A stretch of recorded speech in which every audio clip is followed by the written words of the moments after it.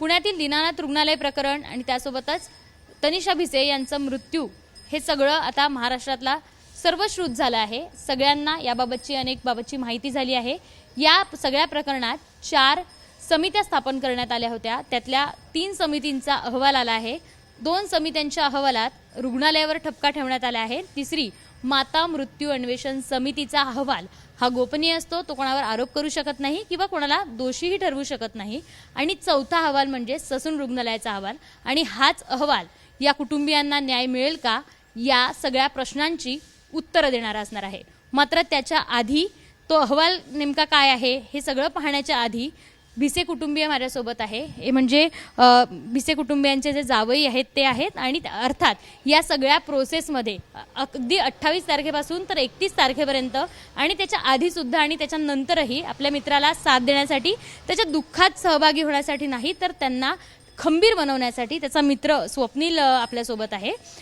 या कुटुंबियांवर या सगळ्या दरम्यान अनेक आरोप प्रत्यारोप झाले। एवढंच नाही तर त्यांना सोशल मीडियावर ट्रोल देखील करण्यात आलं। जर स्वीय सहाय्यक असेल तर 10 लाख रुपये नाही का, असे अनेक प्रश्न निर्माण झाले। त्याचंच एक उत्तर आज आपण देणार आहोत।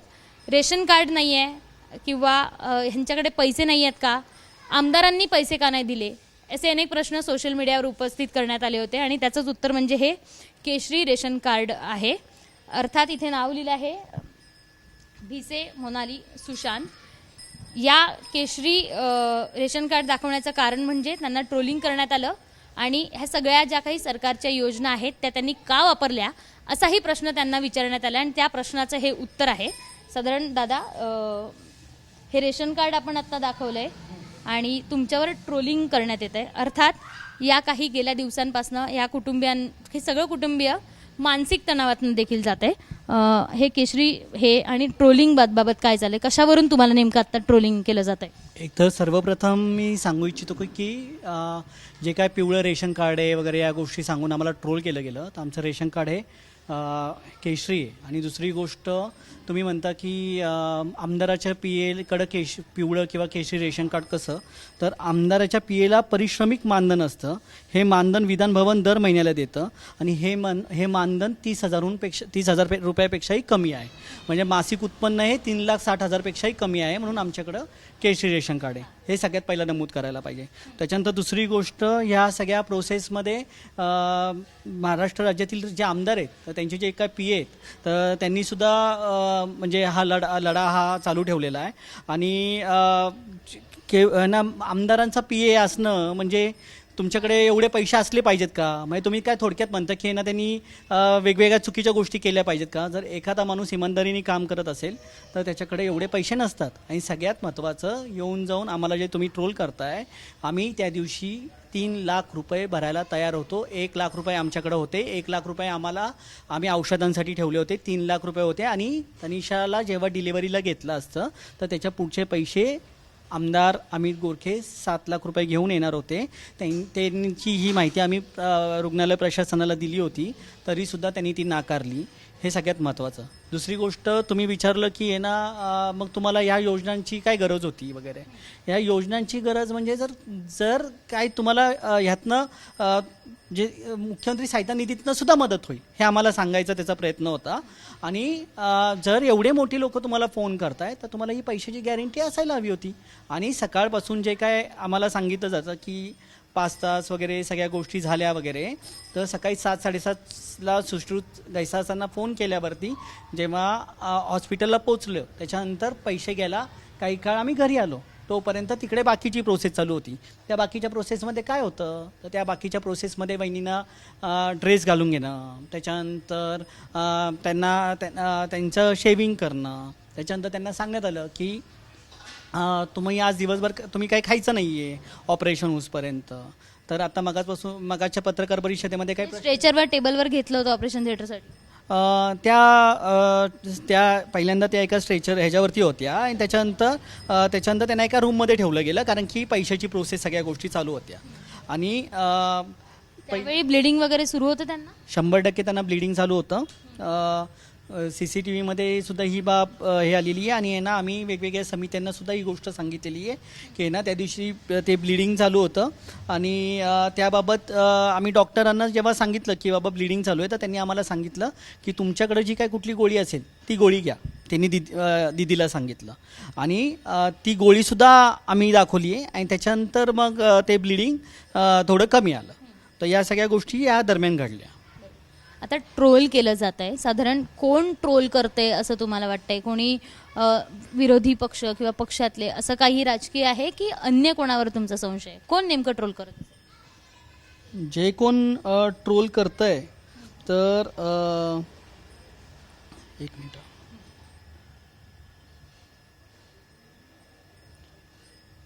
आम्हाला ट्रोल करणारी लोक जी आहेत तर त्याच्यातनं प्रचंड त्रास कुटुंबाला होतो आहे आणि तुम्ही न्याय मागणाऱ्यालाच गुन्हेगार ठरवताय आणि गुन्हेगाराला समर्थन देताय, हेच तुमचं नैतिक आधिपत्य दाखवतं असं मला वाटतं. आमच्याकडे वेगवेगळ्या गोष्टी आहेत, आम्ही प्रत्येक प्रूफ देतो आहे आणि भविष्यात कुठल्याही तनिषा नाही अशा होऊ नयेत म्हणून आमचा हा लढा आहे. त्यामुळं हे प्रकरण केवळ एक प्रकरण नाही आहे, तर हे व्यवस्था बदलण्याची सुरुवात आहे असं मला यावेळेस सांगायचं. आता या सगळ्या प्रकरणादरम्यान एकतर तनिषा भिसे यांचा मृत्यू झाला, कुटुंबियांवर दुःखाचा डोंगर पसरला आणि ह्या सगळ्या याच्यात कुटुंब मानसिक सगळ्या स्थितीतनं जात आहे. काय काय घाव आत्ता सध्या कुटुंब सहन करतोय? कारण तू त्या सगळ्या कुटुंबाचा एक भाग म्हणून या कुटुंबासोबत आहेस. आम्हाला रोज वेगवेगळ्या मीडिया ट्रायलला जावं लागतं आहे. रोज आम्हाला सोशल मीडियामध्ये विचारणाऱ्या प्रश्नांची उत्तरं मीडियामध्ये येऊन द्यावी लागते आहे. याबाबत एकदासुद्धा डॉक्टर घैसास किंवा रुग्णालय प्रशासनाची जी पहिली पत्रकार परिषद झाली यातून त्यांनी पळ काढला, ते सोडून त्यांना या प्रश्नांची उत्तरं द्यावी लागली नाही. यातून आमच्या घरात जे काही रिच्युअल्स चालू आहेत वेगवेगळे 13वा वगैरे या सगळ्या गोष्टी आणि सगळ्यात महत्त्वाचं आज आमच्या दोन्ही मुली ह्या पोरक्या झालेल्या आहेत, त्या NICUमध्ये आहेत आणि त्यांची तब्येतसुद्धा म्हणावी जशी अजून आपण ती ग्रोथ आहे पण आपण म्हणू शकत नाही की ना त्यांची तब्येत तेवढी ठीक आहे. तर ह्या सगळ्या गोष्टींचं एक टेन्शन असताना आणि आमच्यावरती अचानक जो हा काय घाला झाला आहे भिसे कुटुंबियांवरती, तर ह्यातनं सावरणं खूप कठीण आहे आणि आम्हाला रोज ह्या वेगवेगळ्या आरोपांना सामोरं जावं लागतं आहे. सगळ्यात महत्त्वाचं आम्ही जे सुरुवातीपासून ज्या वेगवेगळ्या गोष्टींवर चालू आहे, तुम्ही जर बघितलं तर सुशांत एक सामाजिक संस्था चालवतो आणि त्याचं जे काय आयुष्यात जे काय म्हणजे एखादी व्यक्तीला आपण मानतो तो स्वामी विवेकानंदांना मानतो किंवा अटलजींना मानतो, तर त्याच्यामध्ये सत्य मतलब परेशान होगा लेकिन पराजित नाही या हिशोबाने आम्ही चाललो आहे. आता हे सगळं तर घडतंय, तू म्हणला की रोज तुला मीडिया ट्रायलला समोर जावं लागतं, अर्थात या दादांनाही. पण किती आता 3 समित्यांचा अहवाल झाला आहे. या समित्यांचा अहवाल जेव्हा चौकशी सुरू होती तेव्हा तुम्हाला काय काय प्रश्न विचारण्यात आले होते? त्यांनी पोलिसांनी असू देत किंवा या चौकशी समितीतल्या लोकांनी किती वेळा बोलवलं, तुमची कशी कशी माहिती घेतली त्यांनी? हा सगळा प्रशासकीय विषय आहे. आम्हाला अनेकदा या गोष्टींना सामोरं जावं लागलं आणि सगळ्यात महत्त्वाचं सुरुवात डे 1 पासून आम्ही जे काय म्हणतोय आमच्या या सगळ्या प्रश्नांना आम्हाला उत्तरं पण द्यावी लागणार नाही. जर CCTV फुटेज आणि कॉल रेकॉर्ड्स जर सार्वजनिक केले तर ह्या सगळ्या गोष्टी सगळ्यांसमोर येतील आणि त्याचंच धोतक जर बघितलं तर पहिले 2 अहवाल आहेत ज्याच्यामध्ये स्पष्ट शब्दामध्ये हॉस्पिटल प्रशासन दोषी हे दिसतं आहे आणि तिसरा जो काय माता मृत्यूचा अहवाल वगैरे ज्या काही गोष्टी आहे ते किंवा ससूनची इन्क्वायरी, तर ह्याच्यामध्ये सुद्धा 100% आम्हाला वाटतं की न्याय हा आमच्याच बाजूनी राहील आणि याबाबत आम्ही मुख्यमंत्री देवेंद्र फडणवीस सरांना अमित गोरखेंबरोबर भेटलो आणि त्यांनीसुद्धा आम्हाला न्याय मिळेल याची हमी दिलेली आहे आणि ज्या प्रकारे अमित गोरखे सर या सगळ्या गोष्टींना लावून धरतात, आजसुद्धा ते मुख्यमंत्र्यांना भेटले, तर आम्हाला न्याय हा निश्चित मिळेल. न्याय मिळेल अशी अपेक्षा व्यक्त केली जाते. मात्र शासनाचा अहवाल असू देत, 7 तारखेला शासनाचा अहवाल आला, त्याच्यानंतर 2 दिवसांनी धर्मादाय आयुक्तालयाचा तो सगळा अहवाल आला आणि दोन्ही अहवालात मी आधी सांगितल्याप्रमाणे रुग्णालयावर ठपका ठेवण्यात आला आणि तिसरा अहवाल माता मृत्यू अन्वेषण समिती तिसराही अहवाल आलाय. दादा, 3ही अहवाल आले आहेत आणि सगळी ही प्रोसेस सुरूच आहे. रोज नवे चौकशा होताना दिसत आहेत, रोज नवे उलगडे होताना दिसत आहेत, वेगवेगळ्या प्रकारच्या बातम्या समोर येत आहेत, सूत्रांवरून अनेक बातम्या समोर येत आहेत. या सगळ्या चौकशी समिती, ही सगळी प्रोसेस आणि याच्यातनं तुम्हाला न्याय मिळणार आहे, त्या प्रोसेसबाबत तुम्ही आत्ता समाधानी आहात? नक्कीच आपलं महाराष्ट्र शासन जे आहे आपल्याला खूप चांगल्या पद्धतीने आम्हाला सहकार्य करते. पोलीस प्रशासन जे आहे ते चांगल्या पद्धतीने आम्हाला सहकार्य नक्कीच करते. पण जेव्हा आपल्याला ससूनचा आपल्याला अहवाल येईल तेव्हा नक्कीच त्यांच्यावर कडक कारवाई केली जाईल. खरं तर सगळ्या जनतेलाही माहीत आहे, सगळ्या आपल्या प्रशासनालाही सगळ्यांना माहिती आहे की नक्कीच ह्याच्यामध्ये रुग्णालय दोषी आहे. तिथे जे काय प्रशासक काम करतात दीनानाथमधले ते नक्कीच त्या सगळ्यांनी जे त्या सगळ्यांच्याकडनं जे कृत्य घडले आणि आमच्यावरच नाही कित्येक जणांसोबत हा इन्सिडेंट असे घडलेले आहेत. प्रत्येकाचे अनुभव आमच्यापर्यंत आता सगळेजण शेअर करतात की नक्कीच ते सगळे जे काही ह्याच्यामध्ये दोषी आहेत त्यांच्याकडे ही कारवाई झालीच पाहिजे. आणि आमचे अमित सर पहिल्यापासून आमच्यासोबत आहेत. त्यांनी आतापर्यंत आमचे सूर्य हॉस्पिटल असू दे, मणिपाल हॉस्पिटल असू दे, कुठेही आम्हाला कधी त्यांचं फायनान्शियल बाजूमध्ये आम्हाला कंटिन्यू त्यांनी सतत आम्हाला सहकार्य केले. आम्ही कधी तिथलं कधी बघितलं नाही. आम्हाला खूप ते सहकार्य चांगल्या पद्धतीने करतात आणि त्यांच्यामुळे आज आम्ही इथपर्यंत पोहोचून आमच्या वहिनींना हा त्यांच्यामुळे न्याय मिळतो. आमच्या दोन्ही मुलीही त्यांच्यामुळेच आज इथे आहेत. आणि बघाल तर आता आपलं जे शासन आहे सगळेजण त्यासाठी आता तिथे झालेले हा दीनानाथ हॉस्पिटलमध्ये जे झालेलं कारभार आहे ते सगळ्यांच्या समोर येतंय. आमच्याकडे सगळे पुरावे आहेत. ते लोक म्हणतात की तिथं आम्ही त्या टायमिंगला नव्हतो, आम्ही त्यांनी आमच्यावर काहीच उपचार केले नाही असं ते म्हणतात. आमच्याकडे तिथं पेमेंट पे केलेले रिसीट आहेत. तिथं 10:30 वाजता आम्ही पेमेंट पे केलंय तशी आमच्याकडे रिसीट आहे. त्या रिसीटवर तुम्ही बघू शकता. हे ते रिसीट आहे ज्यात 300 रुपये यांनी पे केलेले दिसतंय, जे की डॉक्टर सांगतायत की ते आलेच नाही आणि त्यांनी या वेळेत हे सगळं पेच केलं नाही. किती तारखेची रिसीट आहे? 28/3/2025 10:33 सकाळची ही सगळी वेळ आहे आणि पेमेंट केलेली. हां, हे सगळं आमच्याकडे आहे. आम्ही पुराव्यानिशी आम्ही सगळं सिद्ध मांडतोय तिथे. त्यांनी 10 लाख रुपये भरा म्हणून त्यांनी पण ते पण आपल्याकडे पुरावे आहेत, डॉक्युमेंट आहेत. त्यांनी ते केळकर डॉक्टरांनी पण ते मान्य केले. 10 लाख ते सांगतात हे ते काही त्यांच्यामध्ये मनामध्ये काय आलं. पण ॲक्च्युली रिॲलिटी आमचा पेशंट त्या सगळ्या टेन्शनमध्ये हा दगावला शेवटी. ह्याचं कोण जबाबदार ह्याला तर ते सगळ्या जनतेला माहिती आहे. डॉक्टरांमुळं आणि त्या तिथल्या देण्याच्या प्रशासनामुळं हलगर्जीपणामुळं ते आमचा पेशंट आज दगावला आहे. नक्कीच त्या सर्वांवरती कारवाई होणं गरजेचं आहे. त्या डॉक्टर घैसास यांच्यावरती कडक कारवाई होणं ही आमची मागणी आहे. त्याच्याबरोबर ते तिथलं जे प्रशासन आहे ते सर्व ह्याच्यामध्ये जे चार दोषी आहेत त्या सगळ्यांच्यावर कडक कारवाई होणं गरजेचं आहे. आणि त्यांनी अंतर्गत निष्कर्ष जे अहवाल सादर केले त्याच्यामध्ये ज्यांनी ते निष्कर्ष सादर करून त्याच्यावरती जे चुकीची बातमी त्यांनी पसरवली त्यांच्यावर कडक कारवाई होणं ही आमची मागणी आहे. ही कडक त्यांच्यावर कारवाई होणं गरजेचं आहे. आणि आमच्या वहिनींना तिथं जे काय त्रास झाला हे CCTVमध्ये आणि त्या आमच्या तिथल्या कॉल रेकॉर्डमध्ये तुम्ही बघू शकता. त्याच्यामध्ये खूप मोठे तुम्हाला पुरावे सापडतील आणि नक्की हे दोषी हॉस्पिटल किती आहे हे त्याच्यामध्ये तुम्हाला समजून येईल. आणि आजपर्यंत आम्ही सगळेजण लढतोय हे केवळ आम्ही आमच्या तनिषा वहिनींसाठी नाही, इथून पुढे भविष्यात तनिषा वहिनींसारखी काही कृत्य घडू नये यासाठी आमचा हा लढा आहे. आणि नक्कीच आम्हाला प्रशासन ह्याच्यासाठी हेल्प करते आणि ह्याच्यावर नक्कीच कारवाई होईल. की कारवाई झाली पाहिजे. आज 14 दिवस उलटून गेले आहे ह्या सगळ्या प्रोसेसला. अहवाल आलेत, हे आलेत, पण वेळ काढूपणा होत असल्याचं सरकारकडनं असू देत किंवा त्या चौकशी समितींकडनं वेळ काढूपणा होत असल्याचं सध्या बोललं जातं आणि त्याची चर्चा होते. असं वाटतंय तुम्हाला?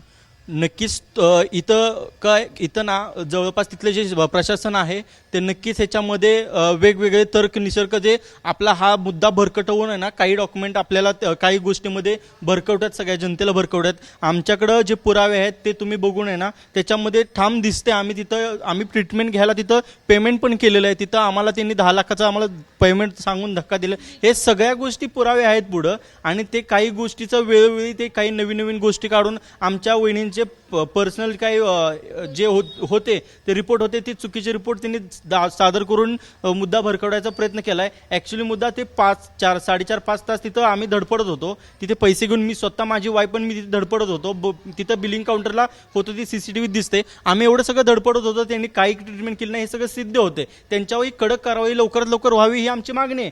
प्रशासन नक्कीच आम्हाला मदत करते पण लवकरात लवकर ससून रुग्णालयाच्या त्या समितीने लवकरात लवकर अहवाल सादर करून आम्हाला न्याय मिळवून द्यावा ही आमची अपेक्षा. गेले 14 दिवस आम्ही लढतोय.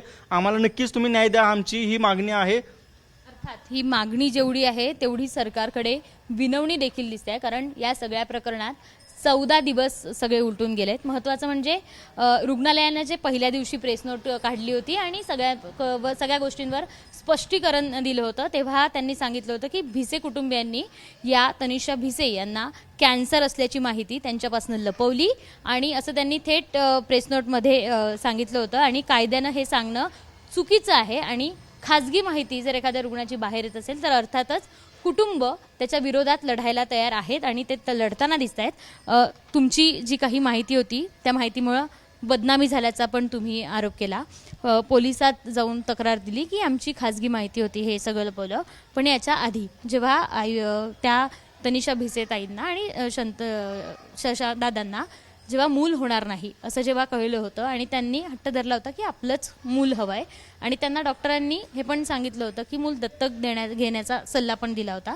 या सगळ्या प्रोसेसमध्ये अर्थात तुम्ही कुटुंब म्हणून त्यांच्यासोबत होताच, तर मूल दत्तक घ्यायचा निर्णय न घेता IVF करण्याचं का ठरवण्यात आलं होतं तेव्हा? कारण त्यांना ओव्हरीचा कॅन्सर होता असं सांगितलं होतं. त्यांना दत्तक घेण्याचा असा काही त्यांनी सल्ला दिला नव्हता. त्यांनी स्पष्ट सांगितलेलं त्यावेळेस त्यांना एक शिस्ट होतं, ते शिस्ट जे होतं की ते भविष्यात काही घडू नये यासाठी त्यांनी ते पूर्ण ते जे होतं ते काढून टाकलं होतं. त्याच्यामध्ये त्यांना कुठलाही त्रास नव्हता, आजार नव्हता. त्यांनी स्वतः स्पष्ट सांगितलेलं की इथून पुढे तुम्ही IVF ही प्रोसेस करा आणि ह्या IVFची ही संकल्पना आमच्या कधीच डोक्यात नव्हती. ती स्वतः घैसाच डॉक्टरांनी स्वतः आम्हाला ती सुचवली आणि त्यांनी आम्हाला सजेशन दिलं त्यांच्या रिलेटिव्ह, त्यांच्या वाईफच्या त्या XY. म्हणणं आहे की आम्ही दत्तक घ्यायला सांगितलं होतं, त्यांनी ते तसं प्रेस नोटमध्ये. हे साप खोटं, हे साप चुकीचं सांगतात. त्यांनी स्वतः आम्हाला IVF बद्दल त्यांनी आम्हाला सल्ला दिला होता आणि IVF साठी आम्ही मग नंतर आम्ही आमच्यापर्यंत पर्याय शोधला. IVF साठी आम्ही इंदिराकडे गेलो, पण ऍक्च्युली मुळात IVF ची संकल्पना ही आमच्या डोक्यामध्ये त्यांनीच घातली. त्यांनीच आम्हाला सांगितलं IVF करा आणि मुळात ते जे सांगतात, मुळात आपल्या पोलीस प्रशासनाने हे लक्षात घेणं गरजेचं आहे की आमचे पर्सनल जे रिपोर्ट आहेत, XYZ रिपोर्ट आहेत, ते तुम्ही एक्सपोज त्यांनी केलं, त्याच्यावरती कायदेशीर गुन्हा लवकरात लवकर त्यांनी केला पाहिजे. ऍक्च्युली ह्या अहवालाची पण वाट न बघता त्यांच्यावर त्यांनी कडक कारवाई करणं आता अर्जंट काळाची गरज आहे. त्यांनी आता जे केलं ना ते चुकीचं आहे, त्यांच्यावर कारवाई होणं गरजेचं आहे आणि हे जे रिपोर्ट सादर करणं हे कायद्यानं गुन्हा आहे. हे त्यांनी ऍक्च्युली त्याच्यामध्ये ना जे चुकीच्या पद्धतीनं जे कॅन्सर होता, हे होतं, ते बदनामी करण्याचा हा प्रयत्न त्यांनी केलेला. पण ऍक्च्युली काय की तसं आमच्या वहिनीनं काही नव्हतं, हे आम्हाला माहिती आहे.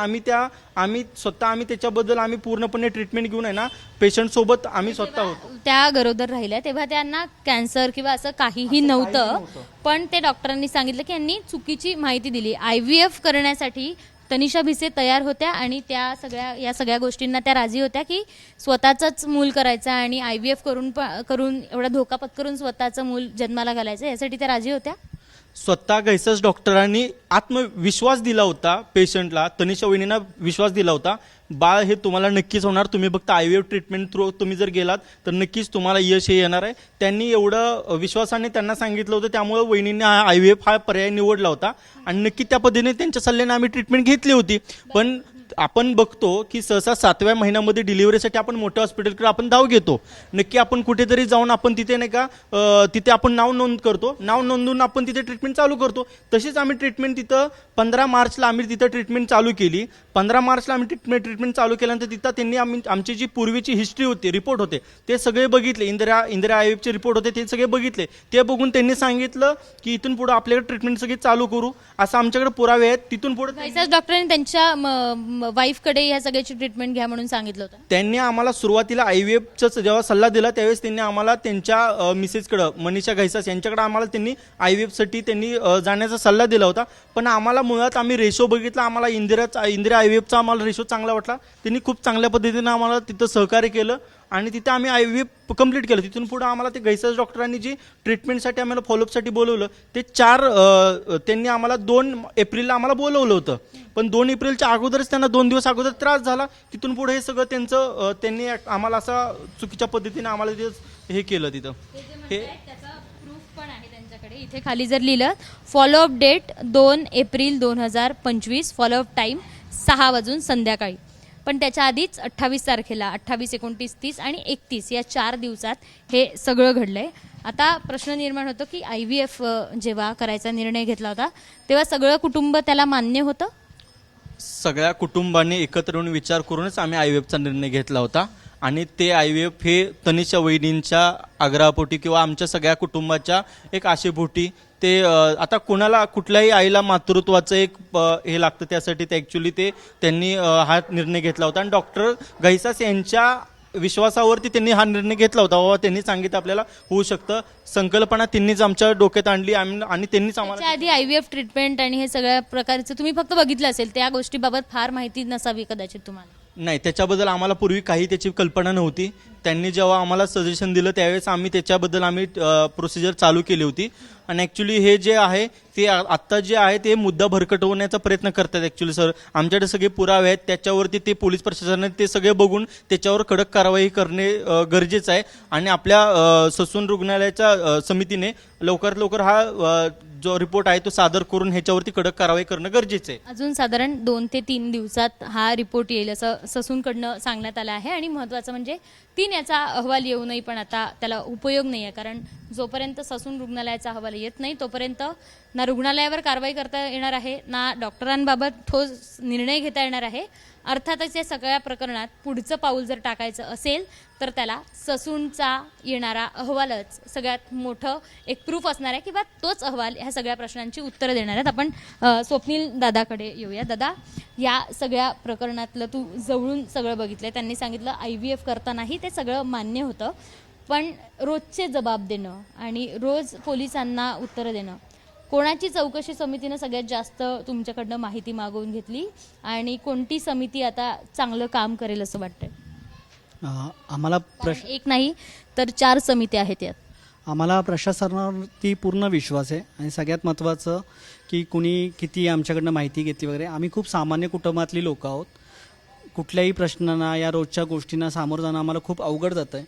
आणि जे काय आपण मग अशी IVF वगैरे या गोष्टी बोलतोय, अजून तुम्ही सुद्धा आम्हाला प्रश्न विचारतायत, पण ही आमच्या सुशांत आणि तनिषा यांच्या दोघांमधली खाजगी बाब होती. अजूनसुद्धा आपण त्याला जास्त हे करतोय.